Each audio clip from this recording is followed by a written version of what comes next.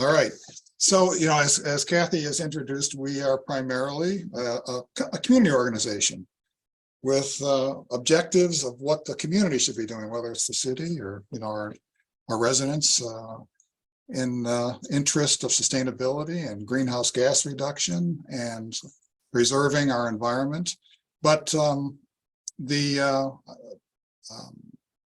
at times we can just talk about what we're personally doing, and that's what this is about. And so I thought I'd just take you through my journey to electrify my home, and I'll be wandering through this in the next 20 or 25 minutes. So my objectives today are not just to tell you what I did. Okay? I want to share with you kind of what my motivators were towards sustainability. Might I even say my mental state? Wow, what is this going to be, a psychology thing? To talk through kind of how I made decisions, because it might connect with you too, right? And of course, share practical steps I've taken towards reducing my carbon footprint, my personal carbon footprint. And then also, I'm going to do a little, so what do I think about it today? Because I did some of these things some years ago. Knowing what I know today, what do I think about that, right? What my lessons learned. And then throughout this, maybe inspire others, you, to act as well. Okay? So I always like to start with, so what's the problem here? I had a reputation when I was a professional of always asking, what problem are we solving? And well, this one we've already alluded to, that we have excessive greenhouse gas emissions. Everyone does. And this is Naperville statistics. Kathy referenced the Naperville 2036 or the Sustainable Naperville 2036 report. This at the bottom here, this is a graphic right out of that report. And this is the state of our emissions in Naperville, showing that 75% fully comes from our buildings and 24% from our vehicles and 1% from waste. There are some other ways to account for this, that maybe that waste number is a little bit low, but without debating the numbers to the exact degree, it's clear that our energy use from buildings, both our electricity and from our natural gas, is our largest contributor. And this was a series of talks that Kathy and I and the Building and Development Committee did with City Council that we wrapped up last month on just explaining this and explaining the sequence and the movement of how we can rectify the situation with our buildings, the actions we need to take in Naperville, well, outside of Naperville as well. But so this was a fairly fresh topic as it relates to some education we've been doing, in this case, to our city council, as well as the larger community, anybody who's watching. So this is kind of a problem statement. Let me introduce you to my biggest motivators, okay? This is my family. The lower, on the upper right there, that's my oldest daughter and her family. She's got 3 terrific kids. I love this picture. And in so many ways, it is representative of how they really are. The little one there in the middle, she's quickly becoming the queen. But I'm just intensely proud of my family, and it's like one of my best accomplishments. Upper right is my middle daughter and her 2 kids. They live in California. We just came back from a 2.5-week trip out there, my wife and I, and spending time with them, as well as with my youngest, my son, on the lower part there with his fiance. And he'll be getting married in just about 3 weeks. He also lives in California, and I can get passionate about this and emotional about this, but I just love my family, and especially love my grandkids.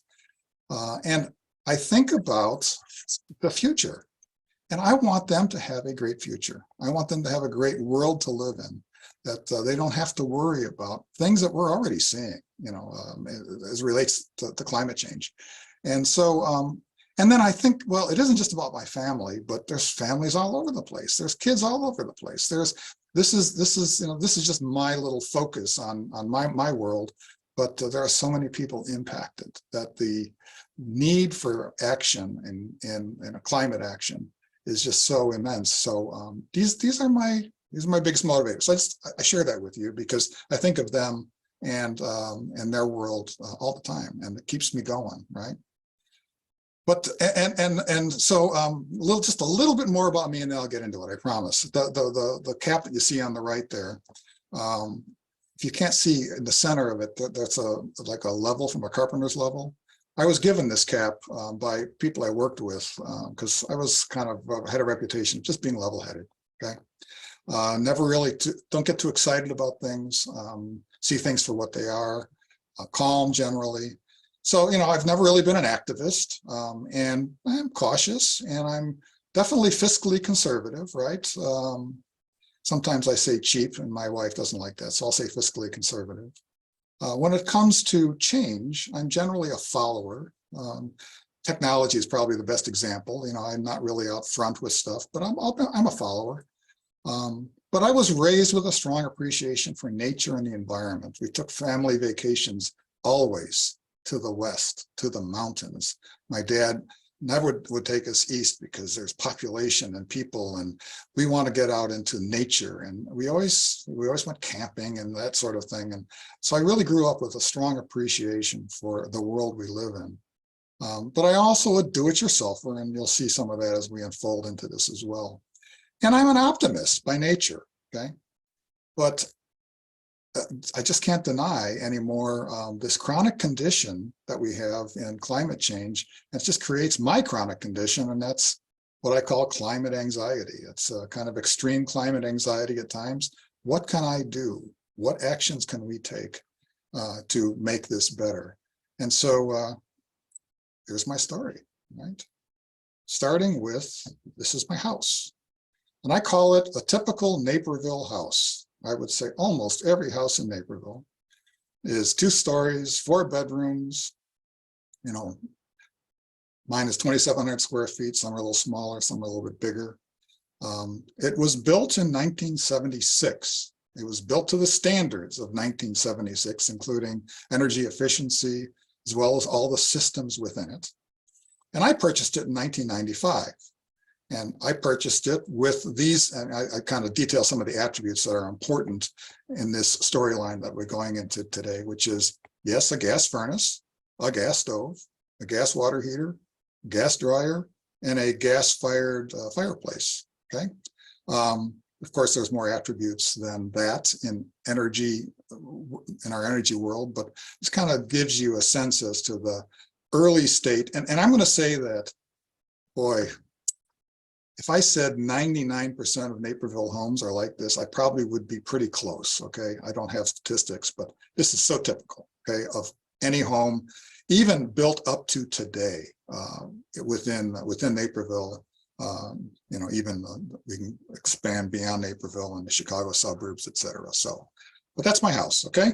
Nothing special about it, right? So if we go back to, I referenced, we did these talks with the city council that we ended last month.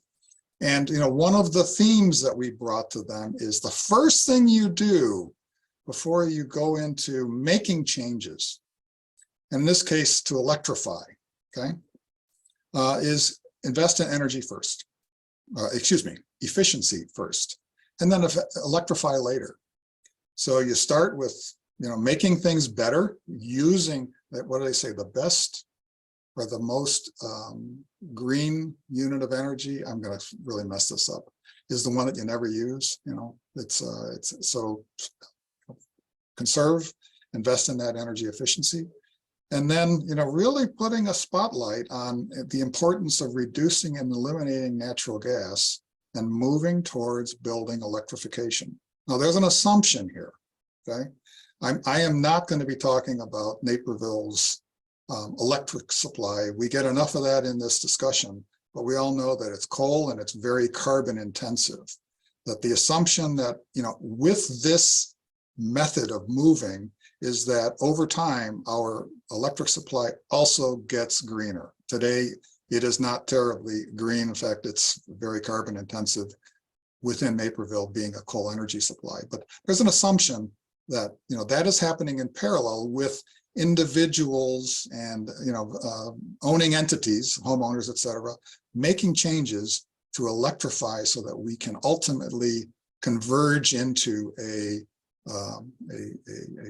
carbon-free state in our future. Okay, hopefully that makes sense to you. All right, let's start in the early years. These are the early years, starting in 1995 when I bought the house, and this is me on the right. Okay, I'm just sort of dancing around. And my state of mind in these early years. I'll start with educated ignorance. Okay, and what I mean by that is, I kind of knew the right things to do. But when I look at some of those from perspective of what I know today, maybe I would have made some different decisions. Okay, so kind of educated ignorance. I mean, moving forward, doing well, making fairly good decisions. I'm a DIYer, so a lot of the things I did was because I just like doing them. A lot of things I did is because I'm fiscally conservative. I want to save some money. I saw opportunities to do things, and then also, over time. I remember the first time I saw it was Inconvenient Truth. Remember that video from our former vice president? It's like, really? Oh, come on, really? And I would actually revert to denialism, and I just like, I don't know what to do with this. So, but in the meantime, I'm making changes and I'm doing things, but that's kind of my state of mind. So what did I do? Well, the very first winter, the winter of 1995 and 96, after I bought my house, on an especially cold day, it was probably like 10 degrees below zero and windy, my furnace, and it was a behemoth of a furnace at the time, 120,000 BTU monster in the basement, way oversized for a home my state, could not keep up. It was running constantly, and those windows were leaking like crazy. It was terrible. Well, I was able to rectify that with some simple changes and some weather stripping in those windows. And I was actually to be able to live with those all the way till 2003, when I made the choice to replace all of my windows in the house. And that was a really good choice from a energy conservation. I don't have any statistics on that, but I could see that the runtime on my furnace was dropping dramatically even from before that. I had a thermostat that allowed me to kind of track that. So, I was doing good, right? And then I went to the, next, another natural step, and that's like add more insulation to your attic. It was the common action step that was recommended by many. And I did that. I mean, I had paltry insulation up there. Some places had none, up in the attic, and some of it, the maximum I had was maybe 6 inches or so. So I had a whole heap, at least 9+ inches of insulation that I blew in. I did it myself back in 2008. All along, I caulked windows, LED light bulbs everywhere. And then I also put a high efficiency fireplace insert, gas fireplace insert in 2015 in my fireplace, which before I did this, every time I turned it on, the furnace would kick on because all the warm air was being sucked up the chimney. So I said, I got to do something about that. So what are my lessons learned, given what I know today? Well, through really, it's really through my exposure from a lot of you that are members of our NEST committees. Things like just insulating, maybe it's not enough. Air sealing is really, really, really important. Air sealing your home today is very important. Insulation is too. But had I done this correctly back in 2008, I wouldn't have heaped all that insulation in there. I would have air sealed it first. So now, I can still go do that, but it'd be a lot harder because there's just so much up there that has to be dealt with. So air sealing, really important, okay? The other lesson learned here, I mean, probably today I wouldn't put that fireplace insert anymore. I don't really use that insert because today my awareness is the importance of our overall reduction and elimination of use of natural gas is so important. It just like, I just cringe, when my son comes home and he says, hey, let's turn the fireplace on. And he does it. And I go, yeah, we really shouldn't have that thing on, because it's, anyway, I probably wouldn't have done that anyway. And I would have saved myself some money. So those are the early years. Okay. But then this severe climate anxiety set in, I'm going to say right around 2016, it's like, I need to do something. right? I need to take more action. I need to be more urgent. I need to educate myself. I need to make some deliberate investments to, at least things that I can control. So, this is me kind of like being unlike my normal level-headed self, just worried. So I took my first bold step into electrification, and there it is. I bought an electric lawnmower. Bold step for me. Okay. Yeah, not actually, it is a very viable step. This has been very, it's fairly inconsequential as far as my carbon footprint, but I recommend everybody doing it. Lawnmowers, gas lawnmowers pollute like crazy. One lawnmower running is like equivalent pollution of 20 cars nowadays, because they don't have pollution controls on them. And these things work great. So I'm not gonna spend any more time on it, but it was, I was proud of myself. It's like, man, Carl's making great progress here with a lawnmower. Okay. But now let's get serious. All right. Now I'm getting serious, and that's, I decided to investigate and invest in rooftop solar. I did this in 2019. Installed it in October of 2019. And the first thing you look at when you're looking at your rooftop solar, at least, maybe this is being challenged a little bit now. Maybe we'll get to that in lessons learned. But at the time, my annual electricity consumption is 6,200 kilowatt hours. And you all should be, if you're considering it, you should look at that too. What is your annual usage? Because you're going to design a system that matches that. Mine is a 5,400 watt. That's a DC array, which is 18 300-watt panels. And you can it's hard for me to get a good photo of that, but that you can see them on the top of my roof there. They point east, a little southeast, which is not ideal, but still through 3.5, 4 years of usage now, it is matching to about 6,000 kilowatt hours per year that I'm doing it. And I purchased this through, at the time it was called Solarize Chicagoland. It's a group purchase arrangement. And today it's called Grow Solar Chicagoland. In fact, they're going to be ramping up, or already are doing, like they call them power hours. People come in and learn about this. And my installer, the selected contractor that year was GRNE Solar.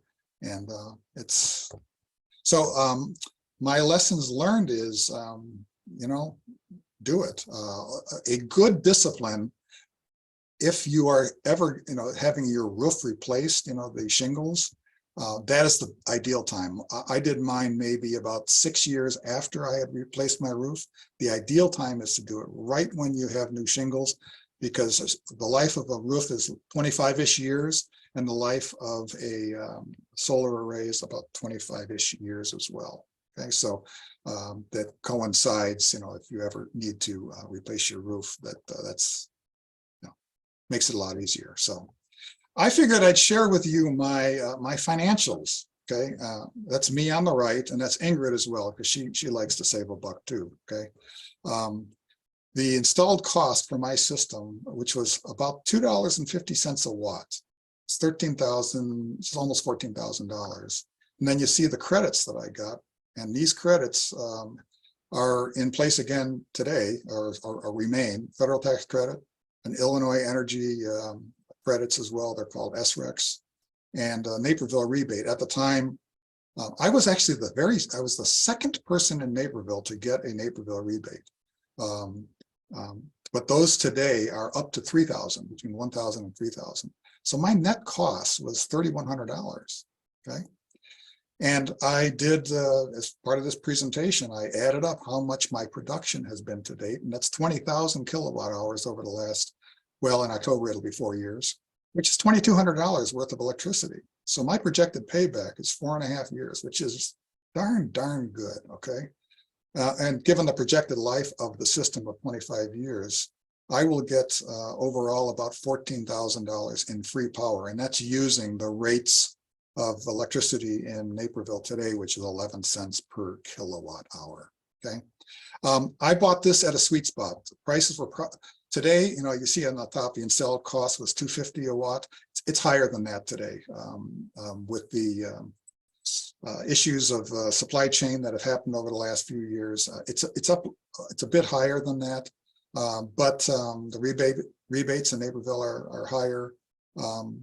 It's well worth taking a look at this, okay, if you have not done that and you have a situation that is suitable, like a roof that would work for you in that, okay. I'm not going to geek out, but this was, you get, as part of these systems, you get the tracking and monitoring app on your phone. This was a few days ago. This was a very, very sunny day. You can see the production of power going up to about 4,000 watts. That's AC. Starting around 8 in the morning, it ramps up, and then in the afternoon, it starts to ramp down. And this was a very good day of 33 kilowatt hours. The max I get in the summertime, you notice in the summertime, see here, you see, this is July here, you get, your June and July, you get your max usage, or excuse me, generation.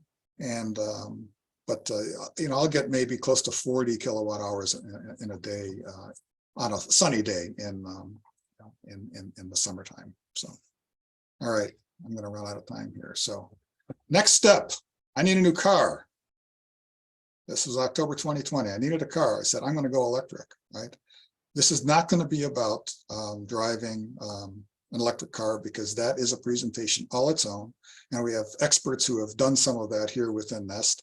I am not going to talk about that, but what impact did it have on my house, on my use of electricity? That's my focus here. Well, my baseline was just over 6,000 kilowatt hours. This increased my consumption by 4,000 or 65%. 65%. And that's about 12,000 miles a year at about a third of a mile per kilowatt hour. Sorry for all the numbers here, but that's what it equates to. So yeah, you know what? I was no longer able to produce all my electricity with my solar panels anymore. I had to go actually use some of the power coming from the grid. But even with that trade-off, my increase in my electric cost with that 4,000 kilowatt hours is $440 versus what I was driving before would have been $2,100 cost in gasoline. And that's at $3.50 a gallon, which is kind of low right now, right? So good trade-off, lesson learned. Just do it. It's a wonderful thing. I'm not going to get into the driving and the range and whatnot, but this was another step in me going electric, okay, and the impact it had on my house. So what about natural gas? Okay, we got to look at that, all right? And I'm thinking I'm doing really good right now. I got an electric car. I've got my solar panels. Man, I'm doing good for the environment. And then I remember one day I said, well, let me quantify what my footprint is, carbon footprint, of the natural gas usage that I have. And that's me on the right again, banging my head against the wall going, really, 60% of my homes, and this is before solar, my carbon footprint was from natural gas. Oh, geez. So I was using about 1,150 annual therms, and 90% of that was my home heating. And then the rest was, water heating, dryer, kitchen stove. Okay. So, what's my plan there? Well, I was still in that wandering through sustainability. I made my first steps to make this better because I had both a furnace and a water heater that were end of life. They were still working, but I said, I want to proactively replace them. And what I did is I did my research in geothermal heat pumps, because what can I do to electrify? I was smart enough. This was part of that educated ignorance, right? I was smart enough to know that, electrifying is important. But at the time, the ability and the capability of air source heat pumps, and I'll get to more on that in a little bit, just didn't seem, either I was ignorant to it or it was still too early, and that the only really viable thing in our climate, cold climate, is geothermal, okay? And that's geothermal. What is that? Is that they dig up your yard, they put in, basically a well, if you will, where you put in tubes that, you use the heat of the earth to transfer and to, to ultimately heat your home, okay? So I decided to go with with a 95% furnace, and replace my water heater with a on-demand. This is an on-demand system right here, rather than the tank. So tankless water heater, also 95% efficient. But I moved the needle on my natural gas usage a lot, reducing it by about 20%. Knowing what I know today, my lesson learned was maybe I, look at this with a little bit more scrutiny. I may still have done these things. I may have held off on the water heater, looking for other options that are available today, but I'm not sure they were all that available back then. So I very well may have done this anyway. All right, last year, this time, May, my central air conditioner failed. And is there an analogy here? I'm a male, and when the TV breaks, and you're a male, I'm generalizing here, often it's a good day because you get to go out and find, the best, newest TV. In this case, my central air conditioner failed. You know what? I really wasn't thinking the same way. I said, darn, now what? And the repair person said, you got to replace this thing. It was going to cost thousands of dollars to repair the one that I had, and it was already over 15 years old. So I decided to replace my air conditioner, but through the knowledge and wisdom of so many people on Nest, I understood now with this decision that cold climate heat pumps are for real. They work very well. And I did investigation into that. And I found that, here on the right here, this picture is what I replaced it with. And this is a cold climate heat pump. And it looks exactly like its sister product, which is just an air conditioner, but it cost me $200 more for this versus just getting an air conditioner. And these things are terrific. They operate at full capacity down to -5 degrees, and they operate at 80% capacity all the way down to -22 degrees. So what is a cold climate heat pump? It's basically an air conditioner in reverse. If you have a central air conditioner unit outside and it's running on a hot day, if you go out and feel the air that's coming out of the fan there, it's really warm. It's moving heat from inside your house to outside of your house and replacing it with cold air. And it does it in reverse when it's in heat pump mode. It's actually extracting heat out of, yes, the very cold air. It is able to do that with thermodynamic cycles, compression, expansion through special gases that it uses. And these things are incredibly efficient, the newer ones, these cold climate ones. And it's actually able to extract enough heat out of that very cold air to heat your house. And that's what I did. And I put it in, and it has been terrific. For reasons that I really don't have a lot of time, mine is called a dual fuel configuration. What does that mean? It means I kept that relatively new high efficient furnace, and that's basically to be a blower, to be an air handler, to be a blower. But this unit was not big enough for the very coldest of days, and that was a decision that I made, so that it switches to gas on very cold days, like when it gets down to 0 degrees. And my thermostat is smart enough to know that, it does it automatically. I need to do nothing. So it did, this past winter, it did operate just a handful of days on natural gas. Every other day it ran on electricity, okay? And I was electrified. And the result was an 85% reduction in my natural gas consumption now that this is in place. And I did kind of, I don't have really good numbers on the costs yet, but roughly equivalent. The cost of the electricity that I used, the increased amount of electricity versus the reduced cost of natural gas came to kind of an equivalency. So I was just, this was a terrific, opportunity. And really the lesson learned here, and to me, this is what contractors ought to be doing and what the public in general should be doing, and is actually being proposed in some potential building code things here in Illinois, is that when a central air conditioner fails, replace it with a heat pump, because it is a natural and very inexpensive way to move into an electrified future, okay? So that's just kind of the primary lesson that. All right. Completing the job. I'm not done, right? Completing the job, getting to 100% electric. What do I got to do? I still have a gas dryer. I still have a gas stove. Yeah, I still have that relatively new gas on-demand water heater. Okay. And what I did just this past December is, in anticipation of these coming, I needed to upgrade my electrical panel. So I did that back in December. I went from a 100 amp panel to a 200 amp panel. This now has enough capacity in it, spare capacity, so that as these things fail or as I choose to replace them, I have electrical capacity to do that in my future. Okay. All right. Take advantage of incentives. I have not talked about these throughout the presentation. To manage my time, I will not go into a lot of detail on there, but just this year, so many of these incentives have come alive. So I bought a heat pump last year. This year, I could get quite an incentive if it had failed this year. Okay. I did my electric panel last year in December. If I did it this year, I could get part of it paid for through incentives. I didn't get that. Induction stoves, I haven't done that yet, but that's incentives there. Water heaters can be replaced with heat pump like water heaters, similar technology to the heat pump for heating my home. There's a plethora of incentives on EV and solar panels. Federal, I shared with you the 3 levels there. I checked these because these are the only ones that I got.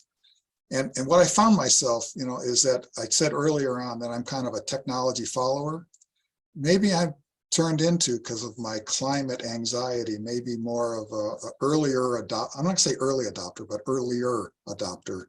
And therefore, I wasn't even able to take advantage of some of these incentives. But today you can, okay? You can, all of these are available to you today. Okay? My final words is, yes, global warming. It's a global issue. Yes.